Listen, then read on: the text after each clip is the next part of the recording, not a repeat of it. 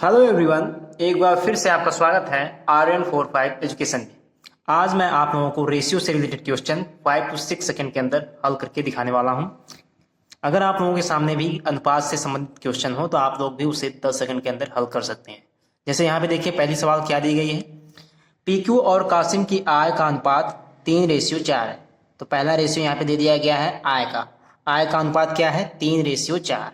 ठीक है, ये है आपका आय। ठीक है, रेशियो में दिया गया है, ध्यान दीजिएगा।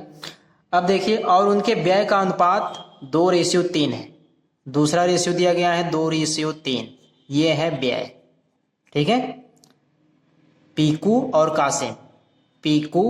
कासिम, सबसे पहले पीकू उसके बाद कासिम। आय का अनुपात, व्यय का अनुपात। ठीक है, यदि दोनों 6,000 रुपए की बचत करते हैं तब पीकू की आय ज्ञात कीजिए। देखिए कैसे हल करेंगे। अब आप लोगों को पता है कि अगर आय दिया गया है और व्यय मतलब खर्च दिया गया है तो आप लोग बचत निकाल सकते हैं। अगर आय में से व्यय घटा देंगे तो आप लोगों का बचत निकल जाएगा। लेकिन यहाँ पे ना तो आय दी गई है ना तो व्यय दिया गया है, सब रेशियो में दिया गया है। तो अब आप एक काम कीजिए, रेशियो को ही घटा दीजिए। यहाँ से देखिए, पीकू का रेशियो 3 है, व्यय में रेशियो 2 है। 3 में से 2 घटाएंगे तो आपका क्या आएगा, 1 रेशियो। 4 में से 3 घटाएंगे तो 1। ये है बचत। आय में से व्यय आप लोगों ने घटा दिया, आपका क्या आ गया, बचत। ये है बचत का रेशियो। ठीक है, ये रेशियो में है, बचत नहीं है, ध्यान दीजिएगा, ये सब रेशियो है। अब देखिए, दिया गया है यदि दोनों 6,000 रुपए की बचत करते हैं।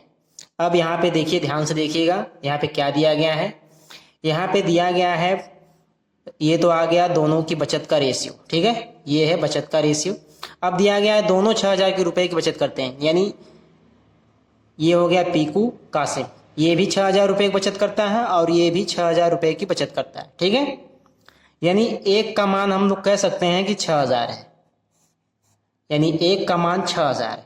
ठीक है, तो आप लोगों को पूछा क्या गया है, देखिए पीकू की आय। अब यहाँ पे आ जाइए, ये है आय का रेशियो, पीकू की आय कितनी है, 3, यानी आप लोगों को 3 का मान निकालना है। 3 का मान निकालेंगे तो 3 गुणे 6,000, यानी आपका कितना आ जाएगा, 18,000। ठीक है, तो आपका तीसरा ऑप्शन सही है। ठीक है, पीकू की आय कितनी है, 18,000 रुपए। ठीक है, तो पीकू की आय कितनी आ गई, 18,000 रुपए। तो अगर आप लोग इस तरीके से अप्रोच करते हैं तो आप लोगों का क्वेश्चन 5 से 6 सेकंड के अंदर हल हो जाएगा। कुछ क्वेश्चन तो आप लोग देखते ही हल कर लेंगे। ठीक है, जैसे दूसरा क्वेश्चन देखिए। दूसरा क्वेश्चन दिया गया है, ए और बी की आय का अनुपात 9:4 के अनुपात में है और उनके व्यय का अनुपात 7:3 है। यदि प्रत्येक 4500 रुपए बचाता है तो बी का व्यय कितना है। ये भी सवाल उसी टाइप की है, देखिए कैसे हल करेंगे इसे। यहाँ पे दिया गया है A/B, आय का अनुपात दिया गया है 9:4, ये है इनकम। ठीक है, और इसमें व्यय का अनुपात दिया गया है 7:3, व्यय हो गया, ई से एक्सपेंडिचर मतलब व्यय।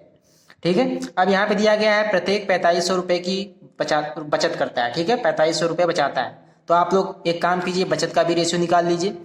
9 में से 7 को घटाएंगे तो आपका आएगा 2, 4 में से 3 घटाएंगे तो ये आएगा 2:1। ये है आपका सेविंग का रेशियो, यानी बचत का रेशियो। ठीक है, अब आप लोगों को दिया गया है प्रत्येक 4500 की बचत करता है। ठीक है, यानी ये भी 4500 बचाता है और ये भी 4500 बचाता है, लेकिन दोनों का मान तो 45 नहीं हो सकता क्योंकि दोनों 2:1 के अनुपात में है। तो ध्यान दीजिएगा, 2:1 है। ठीक है, अब ये ए है, ये बी, ये भी 4500 रुपए की बचत करता है और ये भी, मान लीजिए इसका मान 4500 है तो इसका मान इस हिसाब से क्या आ जाएगा, ये 2 का मान 45 है, एक का मान क्या आ जाएगा, 2250। ठीक है, क्योंकि 2:1 के अनुपात में होना चाहिए सेविंग का रेशियो। ठीक है, ये है सेविंग। अब आपको पता हो गया एक का मान क्या आ गया, 2250। आप लोगों को निकालना क्या है, क्वेश्चन में बी का व्यय कितना है। तो आप लोग व्यय पे जाइए, व्यय मतलब एक्सपेंडिचर। बी का व्यय कितना है, 3, यानी आपको 3 का मान निकाल लेना है। एक का मान इतना हो गया तो 3 का मान 2250 गुणे 3, गुणा कर दीजिए, 0, 3 × 5 = 15, 3 में 2 का गुणा करेंगे 6, 7 आएगा, ये आएगा। ठीक है, 3 का मान कितना आ गया, 6,750। ठीक है, यानी बी का व्यय कितना है, 6,750 रुपए। ठीक है, तो ऑप्शन देखिए आपका ऑप्शन कौन सा सही है, आपका ऑप्शन पहला सही है। ठीक है, तो अब बताइएगा कि आप लोगों को वीडियो कैसी लगी। तो अगर आप लोग रेशियो मेथड अप्लाई करते हैं तो ये सब क्वेश्चन आप लोगों का 5 से 6 सेकंड में हल हो जाएगा। तो अगर आप लोगों को वीडियो अच्छी लगी हो तो प्लीज़ चैनल को जरूर सब्सक्राइब कीजिए। मैं आगे भी आप लोगों के लिए और भी बेहतरीन क्वेश्चन लेकर आने वाला हूँ। तो अब मिलेंगे नेक्स्ट वीडियो में। वीडियो देखने के लिए आपका बहुत बहुत धन्यवाद।